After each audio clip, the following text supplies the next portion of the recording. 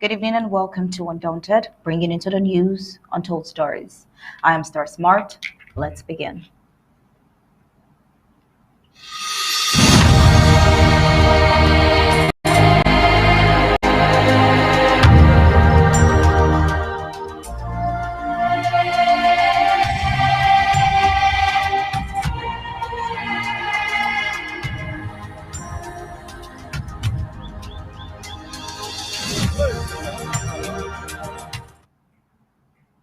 Well, the President of the Federal Republic of Ambazonia, Dr. Samuel Ikome Sako, being a focused, result-oriented, and visionary leader, at the start of last year, 2023, declared the year of acceleration.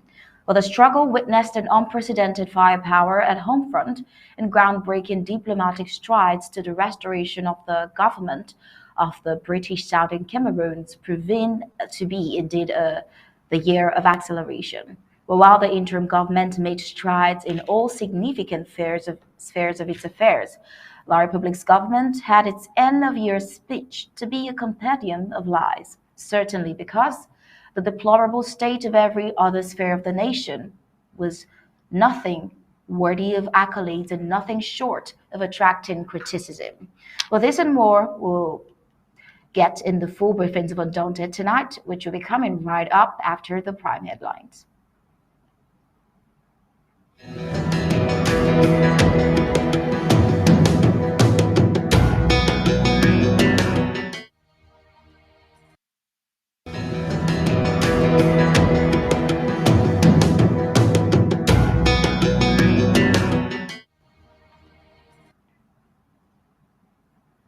Right here are the prime headlines for tonight. We'll start with a report of the main objective of Ambazonia, which is liberation and recognition. Also tonight, we will be looking at the lies told by President Biya to cover bad governance.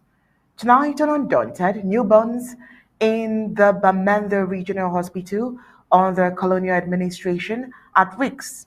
The report says 6 incubators for 19 premature babies. Malcolm endures 14 months without electricity, causes the La République du Cameroun's colonial regime. IMF approves disbursement of $60.7 million to Mozambique is on the African scene, and on the global scene, Blinken seeks to maintain U.S. pressure on Israel in high stakes as it visits Middle East tensions as it skyrockets. And in sports, Britain pulls out of charity match before Australian Opens. Now let's get the news in full briefings.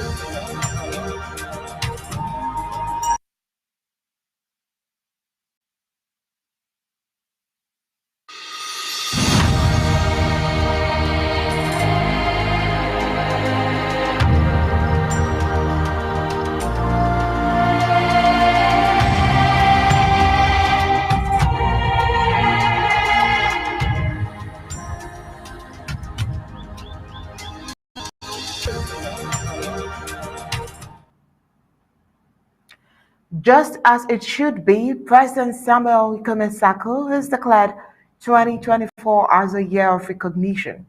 After the year of acceleration that just ebbed away, President Samuel Ikome underscored that the mission of Ambazonians now consists of two main objectives: one, liberation, and two, recognition, which is the solution to colonialism and annexation of the independent country in full restoration of its sovereignty. Now, for the purpose of this analysis, we will target three major aspects of this his speech: diplomacy, achievement, and self-defense. Now, let's begin tonight. Undaunted here. How are you doing, sir? Oh, very well, Ongi. Good evening, Ambazonians. Well, starting this particular analysis, we'll start with diplomacy. And in diplomacy, you can actually agree with the president that no stone was unturned as we reached out to many African and Western media outlets and showed the cost of Amazonia to the world in its entirety, educated the masses, national and international masses of that on the injustices that befell the people of the former UN Trust territory of southern Cameroon under the British supervision, leading to its annexation and recolonization as a cause of the ongoing the bloody war. We told our story the best way we could, both internationally and nationally. In setting the diplomacy table, the president announced that Amazonians have reinstated the independence and the government on Ungu frontier as well, which was dissolved through annexation. And Amazonians' only choice is a return to full legality, which we have reclaimed the nation by restoring its government institutions. While still on diplomacy, the president said that we Ambazonians shy to seek membership into relevant and strategic international organizations as the legitimate representatives of the nation of Southern Cameroon's Ambazonia. He says we will cross continents to explore possibilities for Southern Cameroon's Ambazonians recognition and admission as a member of international communities. For this to happen, we all need to coordinate all our efforts. We need to redouble our sacrifices and mobilize strategically. Now, in this amazing speech, the president explained that the emergence of the Russia and Ukraine war and the Israel Hamas war has made it easier to explain our problems and attract sympathy to our cause.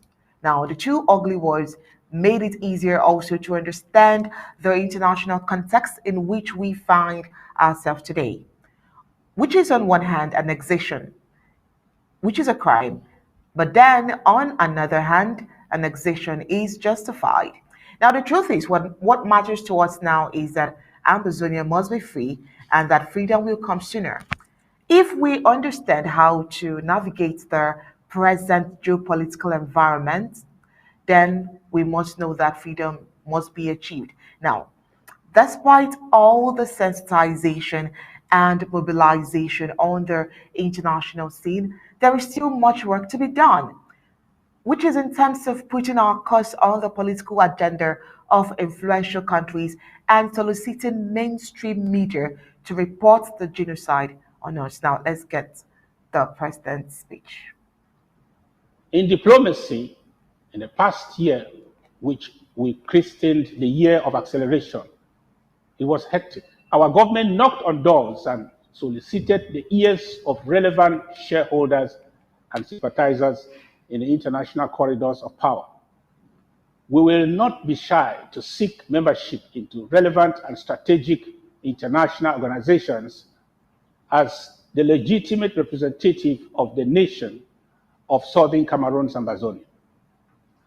We will crisscross continents to explore possibilities for Southern Cameroon's Ambazonia's recognition and admission as a member of the international community.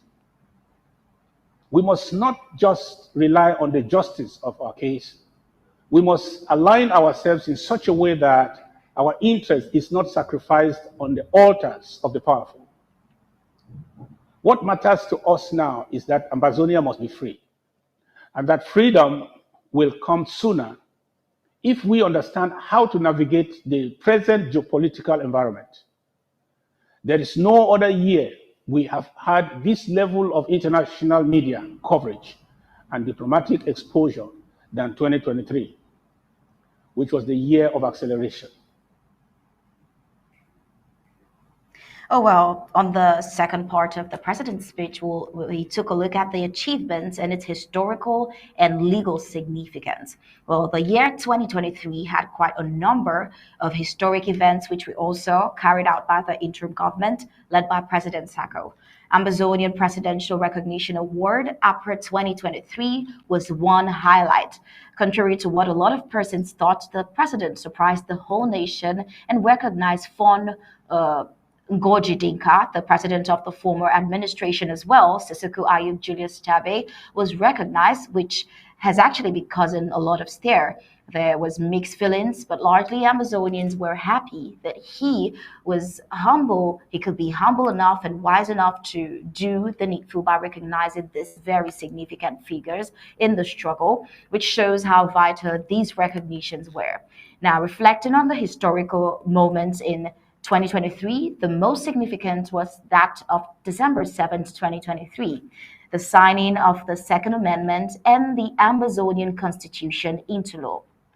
Now, according to the president, it marked a significant milestone in the liberation movement. We need to go back to when, remembering when the interim government led by Dr. Samuel Ikome Sako signed the Second Amendment, changing the previous names of the tiers of government to a new one, including the Amazonian Restoration Forces to a new name. Now, owing to the fact that these changes were needed in the affairs of southern Cameroons, from before it was even annexed way back in 1961, indeed signifies the first steps to full restoration. The signing of the Second Amendment, according to President, rectifies the honest misstep of the past government of not fully restoring the British Southern Cameroon's institutions on the 1st of October 2017, which is why this achievement for the last year is seen as the most significant. Now, let's get that piece. We meticulously followed all the legal procedures outlined in our interim constitution, which has itself been restored to the constitutional orders in council to reflect our original constitutional foundation.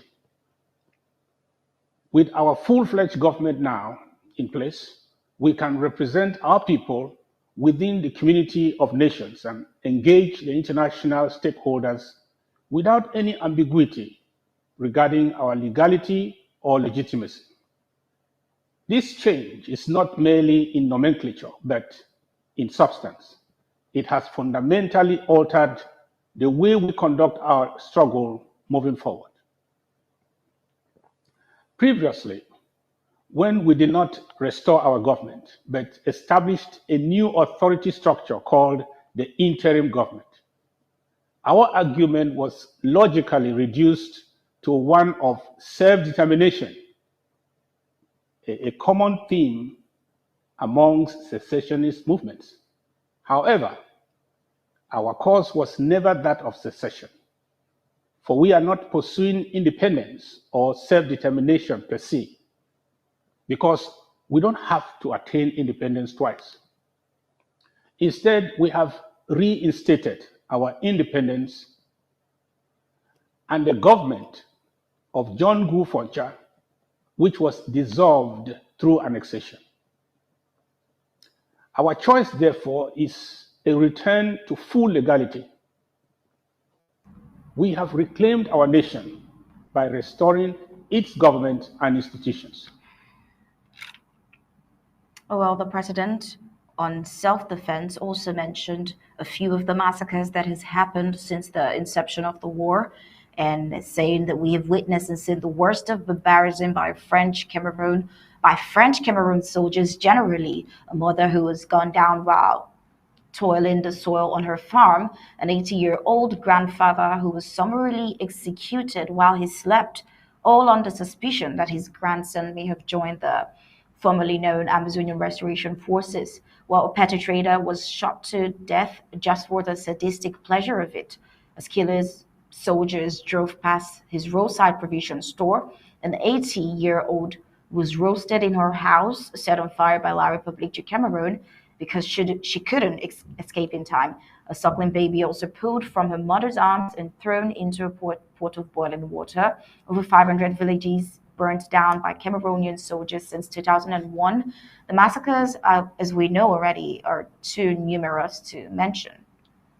In all of the massacres mentioned above, some brave men of valor played a crucial role in the restoring and protection of these people. Also, due to the many presidential changes that went on during the festive period, the ARFs will now be known as the Ambazonian State Armed Forces. Now, do not forget that the force took it upon themselves to fight the La République de Cameroun terrorists. Awards of honor were given to all generals, commanders, and soldiers, both dead and alive, who have risked their life fighting to rescue homeland. Now let's get the president's speech. Dear compatriots, dear Ambazonia Restoration Forces, after the significant restoration of our nation through the law signed on December 7th, 2023, we can now proudly refer to all of you as the Ambazonia State Armed Forces. The restoration of our country was achieved through the People's Proclamation and making a historic moment in our liberation movement. You have now become the Ambazonia State Army, ASA, pledging allegiance to the restored government of the Southern Cameroun's Ambazonia in exile. Dear supporters, you played a crucial role last year in your material support for our struggle. Yesterday, I took the time off to recognize all and also decorated our soldiers with the Ambazonia Medal of Valor, the AMV. All our generals were honored with the Grand Commander of the Federal Republic of Ambazonia, GCON-FRA. Our soldiers who died defending our nation were also honored post-mortem. They received the GCON-FRA. We also honored some comrades who have made exceptional sacrifices to the struggle, some anonymously and some we call by name. As Ambazonia State Army, conduct yourself as officers of the state and defenders of your people. You are the true heroes of our story. All colonial officers in our land are terrorists. We appreciate the good work you did last year, sending hundreds of Ekelebes to Ekemaland. Ambazonia is safer for every one of these thugs you eliminate, decommission, or force to desert. Meanwhile, on the contrary, the colonial president of La Republique du Cameroon spoke on the 31st as part of his traditional speech to the nation. In his presentation, the agent Paul Biya used severe untruths to justify the options taken by his colonial government. Now, here is a collection of the lies. The consumption support measures implemented by the government have made it possible to control inflation and stabilize it at around 6.7%, declared President Paul Biya at the start of his speech, an admission that contrasts with reality.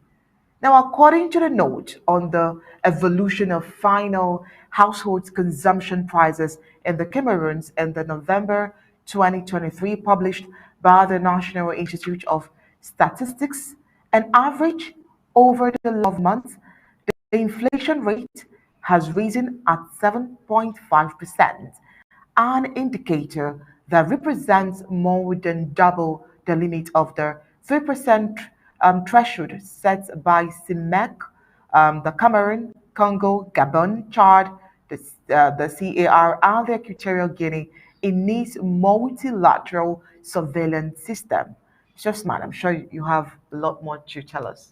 Oh, well, according to the document, inflation rates in the Cameroons remain above 7% in 9 of the country's 10 regions, with the highest recorded in Bertoua East at 8.9%. Bamenda, the regional capital of the northern zone of Amazonia, has the lowest rate at 6.1%. But this is also above the community standard. Now, concerning the subsidy devoted to petroleum products in 2022, Dictator Paul Biya gave figures out of sync with those of the Colonial Ministry of Finance. Quote, last year, the colonial government was required to slightly increase fuel prices at the pump. But thanks to this measure, the subsidy of petroleum products, which was more than a 1,000 billion francs CFAs in 2022, was reduced to around 640 billion francs CFAs in 2023. This is what the La République du Cameroun's ruler said in his speech. But then that figure of 1,000 billion unknown to the services of the Colonial Ministry of Finance. And according to the Director General of the Budget at the Colonial Ministry of Finance, Cyril Edo Allo, the subsidy for fuel consumption, diesel, kerosene, etc., during the year 2022 represented nearly 700 billion francs CFAs. The head of state is multiplied on truth and other approximations to justify the options chosen. You should know that to maintain pump prices at their current level, which is well below that practiced in neighboring countries, the state must, at the cost of significant financial efforts, heavily subsidize imports of petroleum products. Paul Biya further declared a completely false statement. Outside the Central African Republic, where the price of gasoline has increased since the 3rd of January 2023 to 1,300 francs CFA, that of oil to 1,500 francs CFA, and that of diesel to 1,450 francs CFA. Other countries in the sub-region charge lower prices than those in Cameroon. In the Democratic Republic of Congo, the price of a liter of gasoline at the pump increased from 595 francs CFA to 625 francs CFA, and that of diesel from 475 francs CFA to 500 francs CFA. In Gabon, before the drop in the prices of petroleum products announced by General Oligui Nguema in his speech to the nation, the liter of super was set at 605 francs CFA, that of diesel at 585 francs CFA. In Equatorial Guinea, the liter of super is set at 570 francs CFA. In Chad, the price of a liter of gasoline at the pump has returned to 518 francs CFA instead of 570 francs CFA, while diesel now sells for 548 francs CFA.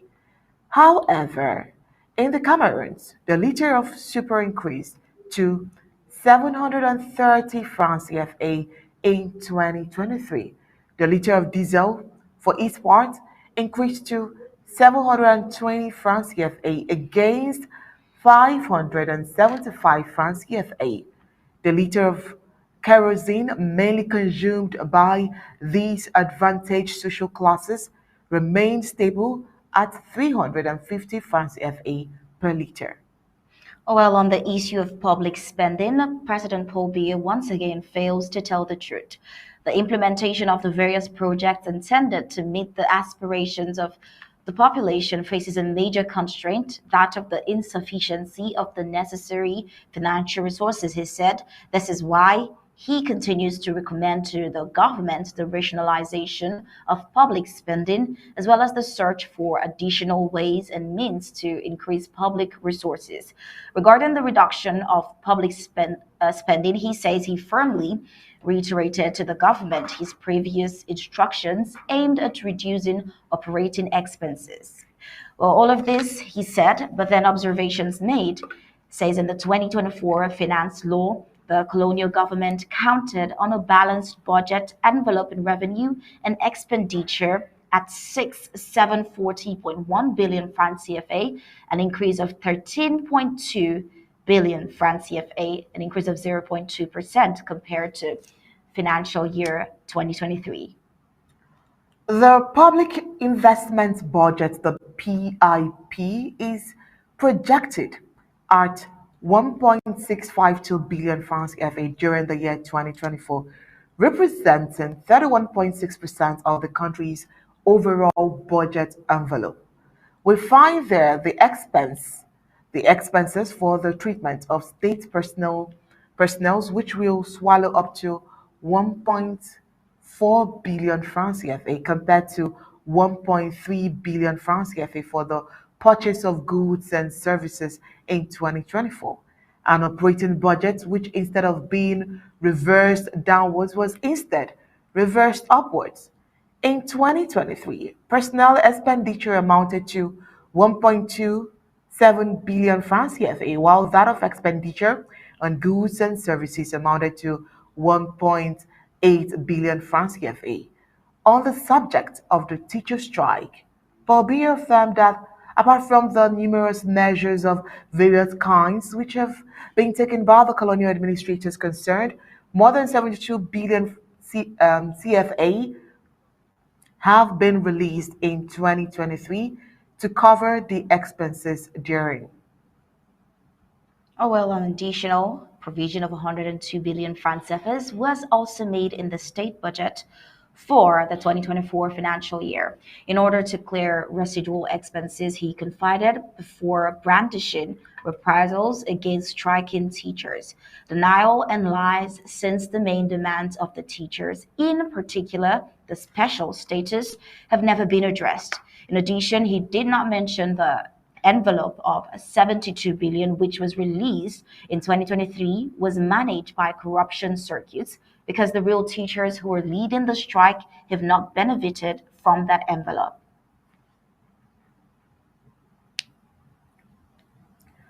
On the security side, human rights organizations are unanimous that the security situation in Ambazonia has experienced renewed tension in recent months.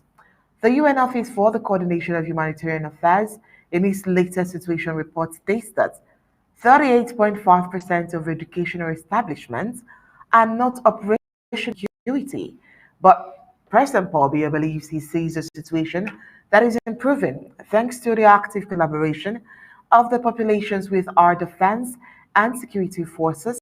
The situation in Ambazonia has significantly improved. Oh, well, in conclusion, we see that Paul Biya just gave a compendium of lies in his end of year speech.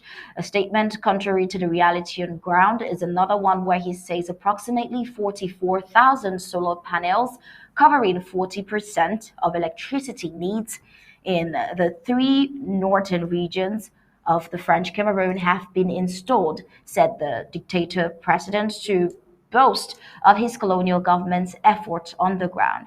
But then in the reality, it is quite the opposite. Although a few solar panels have been built, the three northern regions experienced the peak of power cuts during 2023, according to people's testimonies.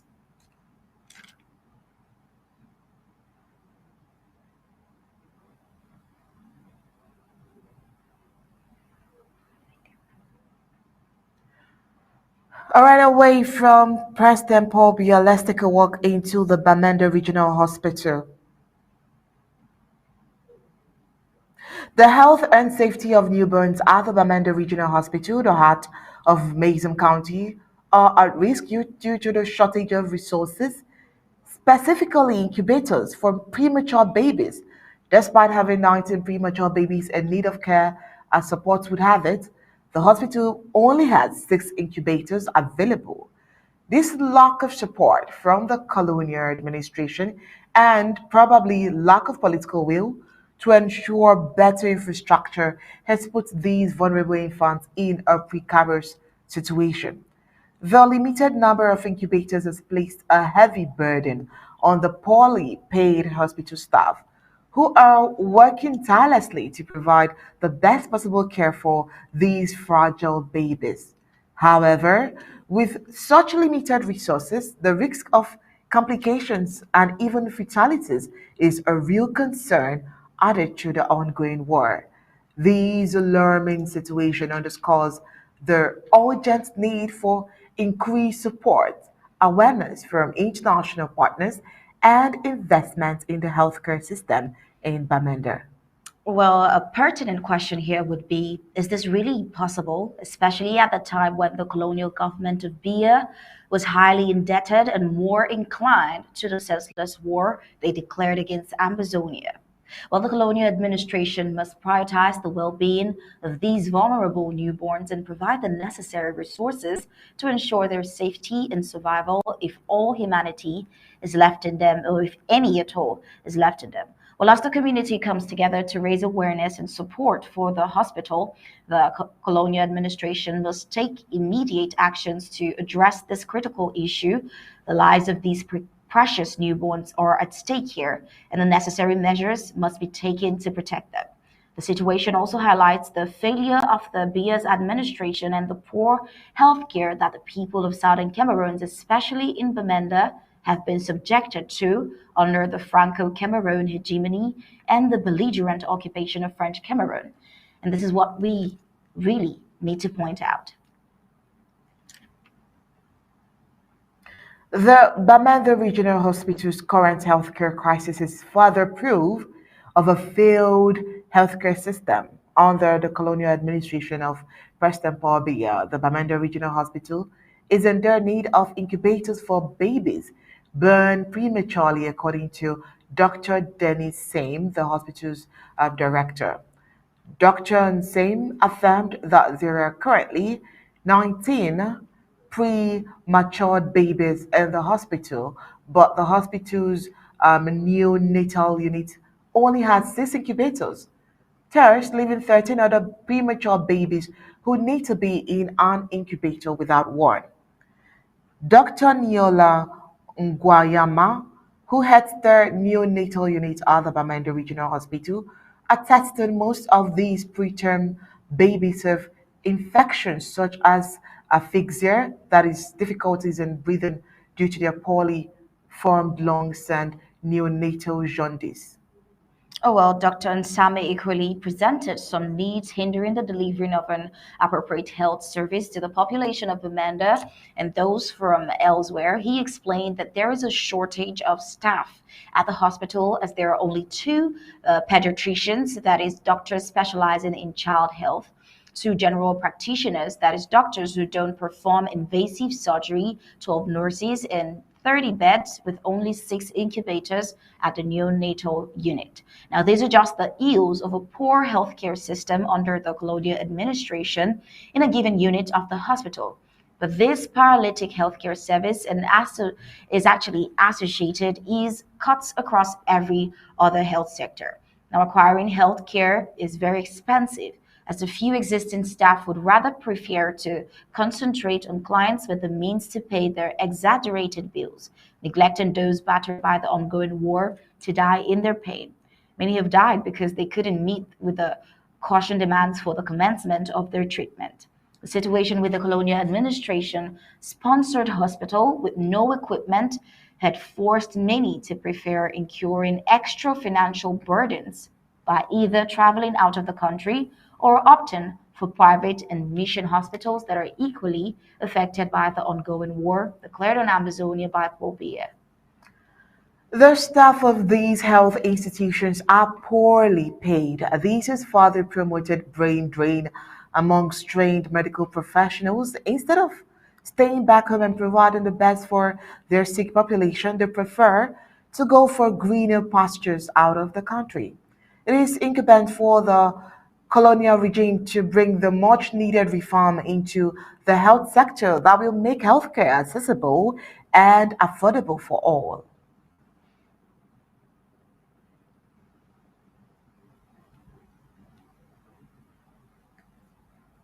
And on to this next report, students, business owners, and inhabitants of Alamatou, Mancon in Mezam County are in difficulties in their attempt to cope without electricity for 4 months and even counting.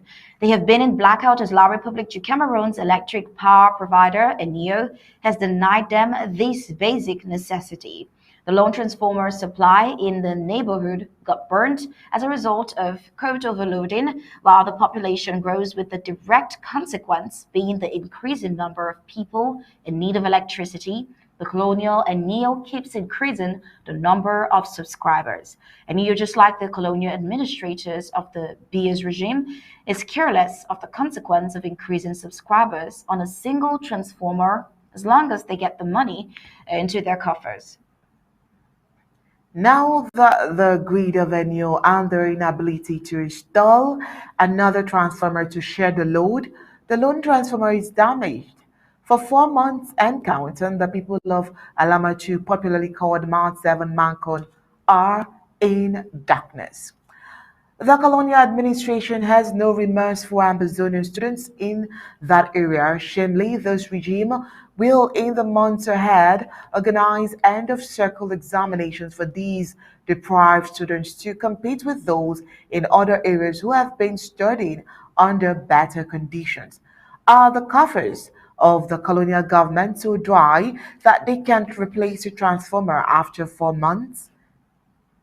Oh, well, as has been seen by the reoccurrence of these very epileptic situations, the electricity sector is obviously another failed promise of octogenarian Paul Biya. Well, 4 months and counting, the people of Alamatou in Mankan, Mendab County, are still looking and waiting to see the return of electricity. Well, in their frustration, students, business owners, and inhabitants in this neighborhood have pronounced several abuses on both the neo and their colonial regime precedent. On December 31st, 2022, Paul Biya announced that in 2023, the epileptic nature in the country will be no more, as the electricity generation plants of Lumpanga and Mimville are geared towards completion. But of course, as always, just like the end of his year speech, where lies, this where lies as well, because the Lumpanga hydroelectric plant and Mimville Dam were only a completion on December 31st, 2023. He repeated the same promise, but were not at completion even at the end of last year. These two are artificial dams that the colonial regime preferred to lavish huge sums of taxpayers' money on rather than spending less to harness their mainstream flow that, when generated, can supply the whole of West Africa. The refusal of the Royal Republic to Cameroon's colonial government to develop the mentioned fall is simply because it is in Ambazonia soil of mentioned county. Had it was in La Republic du Cameroun, it would have been a priority project rather than creating artificial dams. While La Republic of Cameroon attempts to shift all developmental projects from Ambazonia to La Republic du Cameroun is just being penalized and pounds foolish. Inhabitants of Alamatou are spending more fuel on their generators and acquiring solar system gadgets to light their homes at night and even charge their phones. This just shows how epileptic it gets.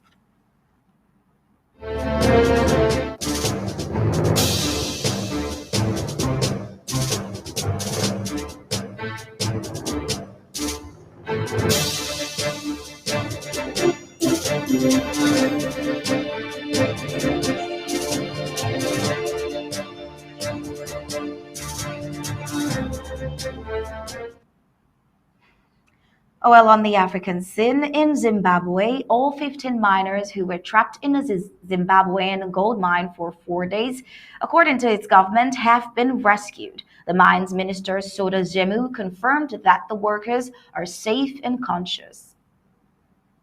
Well, a video on social media platform X showing their workers covered in mud being welcomed by a joyful crowd at the mine site, the Red Wing Gold Mine, owned by Metallion Corporation, collapsed after a shaft collapsed, possibly due to an earth tremor.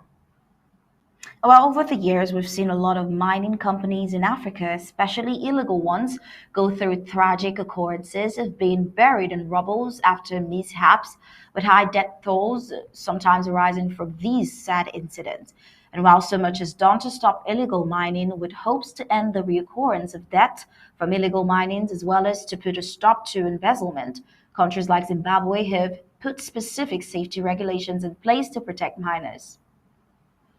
These regulations cover areas such as the proper maintenance of equipment, regular inspections of mines, the provision of safety training to workers, and the implementation of emergency response plans.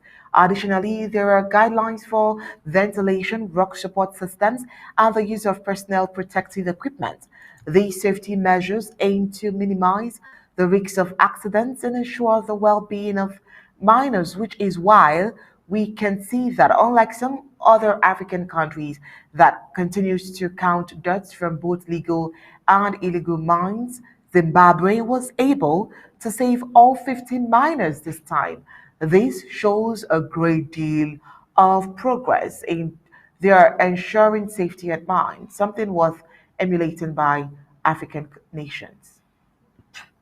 Oh, well, in Kenya, the backlash over the new visa-free entry policy. Or just about a month ago or a bit more, we brought news of Kenya fostering intracontinental relations, declaring a visa waiver, which seemed to be good news. Apparently not anymore, as Kenya's visa-free entry policy has received criticism for being, as some prominent, including Zimbabwean journalist Hope, said, as he said this on X. However, visitors still need to apply for electronic travel authorization ETA and pay a $30 processing fee. This requirement applies even to citizens of countries that previously had unrestricted access to Kenya. The government has received over 9,000 visa applications through the digital platform. Some foreigners are unhappy, claiming that the new policy has created confusion and increased travel costs to Kenya. Well, meanwhile, IMF approved disbursement of 60.7 million naira to Mozambique. The International Monetary Fund has successfully completed the third review of Mozambique's three-year loan program. This means that Maputo will receive an immediate disbursement of approximately 60.7 billion. So far, a total of around $273 million has been disbursed under the $456 million extended credit facility program. The IMF stated that the program has shown satisfactory performance with a decrease in inflationary pressures and the acceleration in economic recovery. The goal of these arrangements is to provide crucial support for Mozambique's economic recovery while also addressing public debts and financing vulnerabilities. Additionally, the program aims to create opportunities for public investment in areas like human capital, climate adaptation, and infrastructure.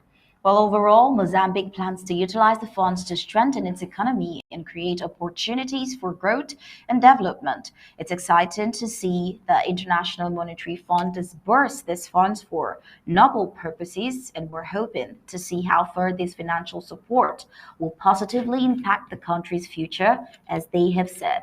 Meanwhile, on Monday, Nigeria's president took action by temporarily removing the Minister of Humanitarian Affairs and Poverty Alleviation from their position. This decision was made due to the minister's use of a personal bank account for financial transactions related to the government's social welfare program. While in the US, Nadia Mohammed becomes the first Somali woman to be elected as mayor in Minnesota, USA. And in Cairo, the president of Palestine, Mahmoud Abbas, had important diplomatic discussions with the president of Egypt, Abdel Fattah el-Sisi, specifically addressing the ongoing situation in the West Bank and Gaza. Well, that's about it on the African scene. Coming up next, news across the globe.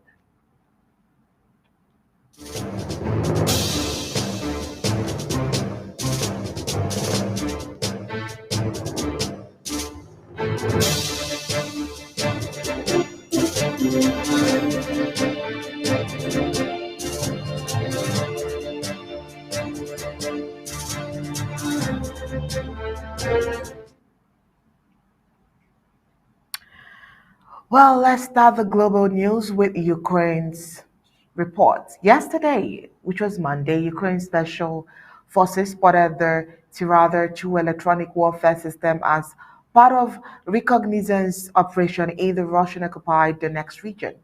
Using the coordinates, they then directed fire from a Ukrainian missile unit, which completely destroyed it. Ukraine Forum described the post as saying, a video embedded in the post appears to show the missile strike. The Tirada 2, also known as the Tirada 2S, is a portable radio electronic suppression system designed to interfere with communication satellites. The defense and security publications Army Recognition altered this. Oh, well, in the US, we have the former President Donald Trump, who predicted that the US economy would crash, saying he hoped it would do so only within the next year before he would assume the Oval Office should he win a second term in November. Now, when there is a crash, he says he hopes it's going to be during the next 12 months because he does not want to be Herbert Hoover, the one president he just don't want to be. Trump said in an interview which aired on Monday on the right-wing platform Lindell TV. Now, the U.S. stock market crashed during former President Herbert Hoover's first year in office in 1929, which signaled the beginning of the Great Depression. Well, Admiral Grigorovich self-guided missile frigates are under construction in Russia but are powered by Ukrainian engines. The ongoing war had put India in a catch-22 situation and delayed the two remaining ships in the class. The situation will be remedied soon as Kelani Strategic Systems has acquired majority stake in the India arm of Ukrainian Zoya. The Ukrainian firm manufactures the engine for the Admiral Grigorovich class frigates, among other things. The 3.6-ton Admiral Grigorovich class is an upgraded variant of the 6-tower class frigates that Russia built for the Indian Navy between 2003 and 2013. Well, still on the global scene, two U.S. fighter jets flew over Bosnia on Monday in a demonstration of support for the Balkan country's integrity in the face of increasingly secessionist policies of the Bosnian Serb pro-Russian leader Milorad Dodik. The U.S. Air Force F-16 fighter Falcons flew as part of joint air-to-ground training involving American and Bosnian forces. The flyovers took part in the regions of the eastern town of Tuzla and northern Brco, according to a statement from the U.S. Embassy in Sarajevo. Now, this bilateral training is an example of advanced military-to-military cooperation that contributes to peace and security in the Western Balkans, as well as demonstrates the United States' commitment to ensuring the territorial integrity of Bosnia-Herzegovina in the face of anti-Dayton and secessionist activity, he said. Meanwhile, Blinken seeks to maintain U.S. pressure on Israel in high-stakes visit as Middle East tensions skyrockets. Secretary of State Antony Blinken will be the latest in a long parade of Biden's national security officials to meet face-to-face with the Israeli government when he arrives in Tel Aviv this week for his fifth visit since the October 7 attack by Hamas. Blinken's meeting in Israel, one of the 9 stops on a frenetic week-long crisscrossing of the region, are part of what U.S. officials say is a constant effort to stay in touch with and in front of Israeli officials in an attempt to keep Israel's war machine in check as the conflict drags on. What happens in what is what you get in a room and say, this is what we need to see, a U.S. official told the CNN, and noting that breakthroughs with Israel have typically occurred after a visit by Blinken or a call from President Joe Biden. Sometimes the Israelis agree with what the U.S. says, the official said, and sometimes they don't, and negotiation takes place. Right, that we've come to the end of World News. Let's meet Gab Ellison in the sports studio.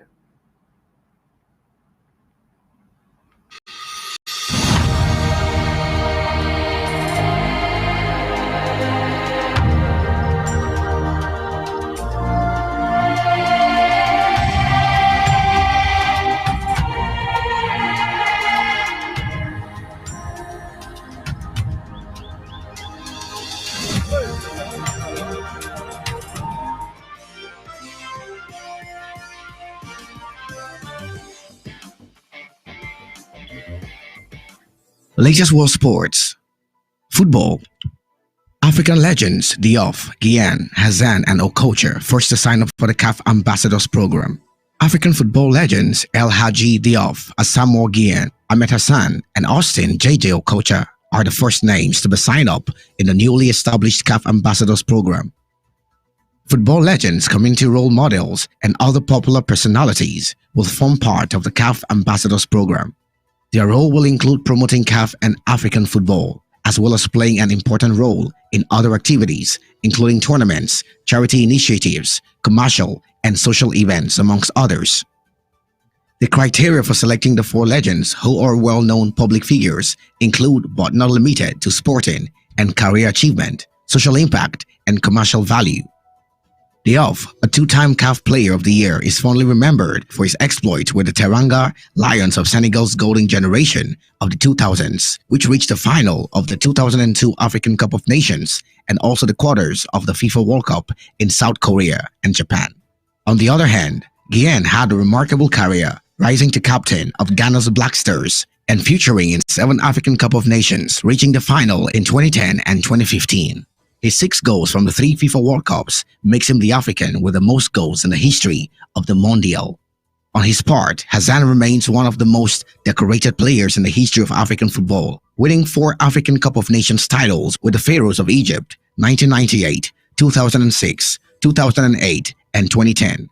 He is also famous for his over 170 caps with Egypt, which rank him amongst the most capped players of all time.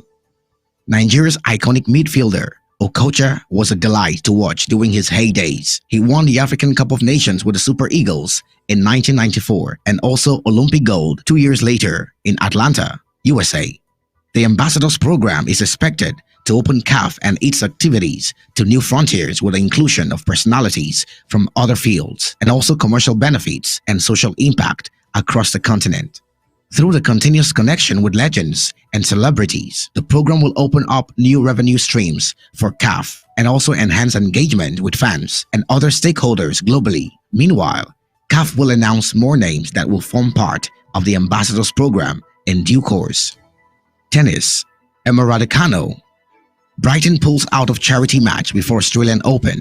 Britain's Emma Raducanu withdrew from a charity match on Tuesday that was part of her Australian Open build-up. The 2021 US Open champion is set to make her Grand Slam return next week in Melbourne after missing much of 2023 following ankle and wrist surgeries. She woke up a little sore after a 2-hour practice session on Monday and chose to rest instead. Earlier, original opponent Naomi Osaka pulled out and was replaced by Donna Vekic for the match at Melbourne Park. The charity match, the first of 4 scheduled to take place in the lead-up to the start of the Australian Open on Sunday, was later cancelled. World number 2 Carlos Alcaraz and Australian number 1 Alex de Minaur meet on Wednesday. Players often pull out of these charity matches for the most minor of reasons, and Raducanu was inevitably going to be tired after matches and practice sessions, having not played for nearly 9 months. The current world number 299, who has gained direct entry into the year's Australian Open main draw, is scheduled to play 16-year-old Mira Andreeva at the Kooyong Classic to the east of Melbourne on Thursday. The draw for the Australian Open, Raducanu's most recent major before having surgery, takes place that day. Basketball. NBA. Tyrese Haliburton injured as Indiana Pacers beat Boston Celtics. The Indiana Pacers beat NBA Eastern Conference leaders, the Boston Celtics, 133-131, despite losing point guard Tyrese Haliburton to injury. Haliburton was carried off by teammates after suffering a hamstring strain late in the second period. Benedict Mathurin scored 26 points off the bench for the Pacers, who trailed 64-59 at halftime. "We lost the best player on the team, so my role was to step up and help the team win the game," Mathurin said. "Ty was down, but it felt like the team pretty much knew what to do. Everyone had to step up. If your name gets called, be ready to play." Haliburton, who joined the Pacers from the Sacramento Kings in 2022, averaged a team-high 24.2 points and a league-high 12.7 assists in 32 games before the meeting with the Celtics at Gainbridge Fieldhouse in Indiana. Boston remained top of the Eastern Conference at 28-8, while 5th place Indiana improved to 21-15. Memphis Grizzlies guard Ja Morant will miss the rest of the season after injuring a shoulder in practice on Saturday. The Grizzlies said on Monday that Morant, who missed the first 25 games of the season while serving an NBA suspension for displaying a gun on social media, will have surgery on a tear. Paul George scored 25 points and James Harden 19 as the Los Angeles Clippers bounced back from their loss to the Los Angeles Lakers with a 138-111 home win over the Phoenix Suns. Giannis Antetokounmpo's triple-double of 25 points, 11 assists, and 10 rebounds could not prevent the Milwaukee Bucks falling to a 132-116 home defeat by the outages, their fourth loss in 5 games. The Washington Wizards slipped to a fifth straight defeat, losing 136-128 at home to the Oklahoma City Thunder as Shai Gilgeous-Alexander scored 32 points and rookie Chet Holmgren 31. Gab Ellison reporting for Undaunted, ABC Amber News.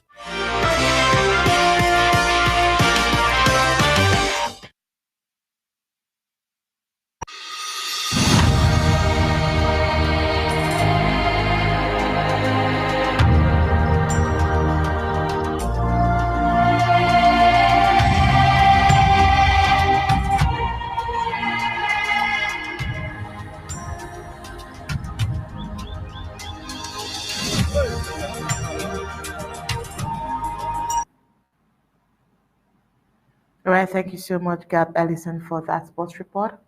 But before we go, let's take out the major stories. On Undaunted tonight, we brought to you the dictator Paul Biya trying to cover up his violence in his end-of-year speech, and also the main objectives of Ambazonia being liberation and recognition as a key point from the president of the Federal Republic of Ambazonia's speech.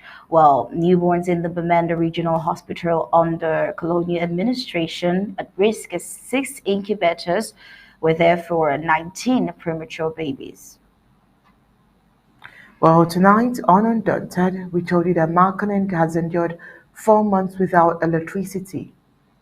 IMF approves disbursement of $60.7 billion to Mozambique. Blinken seeks to maintain U.S. pressure on Israel in high-stakes visit as Middle East tension skyrockets. And in sports, Britain pulls out of charity match before Australian Opens. And that was it for tonight Undaunted.